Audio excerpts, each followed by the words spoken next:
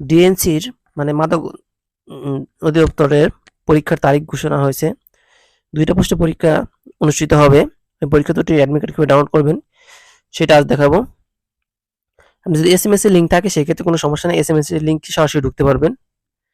না হলে এখানে dnc.teletalk এটুকু লিখলেই আপনি গুগলে সার্চ দিলে এসে পড়বে। এখানে দেখেন লেখা আছে dnc.teletalk.com.bd। এই ওয়েবসাইটে যাওয়ার পরে দেখবেন উপরে 2টা সার্কুলার আছে, ওই সার্কুলারে ক্লিক করবেন। যদি আপনি এসএমএস এর লিঙ্কে সরাসরি না যান সেই ক্ষেত্রে আপনি lab assistant and lab attendant এখানে যেকোনো একটা ঢুকবেন। ধরেন আমি ল্যাব অ্যাটেন্ডেন্ট ঢুকলাম, সেখানে এখানে আপনার সার্কুলার দেখাবে অ্যাপ্লিকেশন। এখানে 3 ডট আছে, এখানে ক্লিক করবেন। 3 ডটে ক্লিক করার পর এখানে অ্যাডমিট কার্ড ক্লিক করবেন। অ্যাডমিট কার্ডে ক্লিক করার পর এখানে এরকম একটা ইন্টারফেস আসবে। তারপর এখানে পোস্ট, মানে যে পোস্টের অ্যাডমিট কার্ডে ডাউনলোড করতে চাচ্ছেন ওই পোস্টটা এখানে দেবেন। দিলাম। তারপর এখানে ইউজার আইডি অ্যান্ড পাসওয়ার্ড দিয়ে লগ ইন করলে আপনি অ্যাডমিট কার্ডে ডাউনলোড হয়ে যাবে। আপনি যদি এসএমএস বা কোনো কিছু না থাকে সেক্ষেত্রে কি করবেন, সেক্ষেত্রে এখানে 3 ডটে ক্লিক করবেন, রিকভারি ইউজার এখানে ক্লিক করবেন।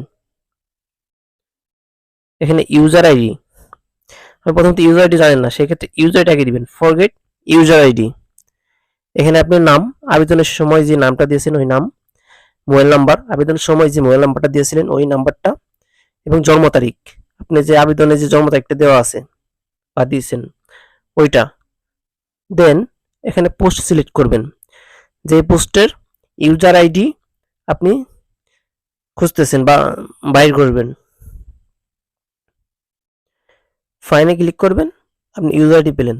দেন ফরগেট আবার ক্লিক করবেন। এখানে এখানে ইউজার আইডি, মোবাইল নাম্বার, জন্ম তারিখ, ফাইন দেওয়ার পরে ইউজার আইডি অ্যান্ড পাসওয়ার্ড পেলেন। তারপর আবার করবেন কি, এখানে ক্লিক করবেন 3 ডট, এই যে অ্যাডমিট কার্ডে ক্লিক করবেন। এখানে পোস্ট আর ইউজার আইডি পাসওয়ার্ড দিয়ে অ্যাপগুলো ডাউনলোড করবেন। Thank you. ভালো লাগলে চ্যানেলটি অবশ্যই সাবস্ক্রাইব করে রাখবেন।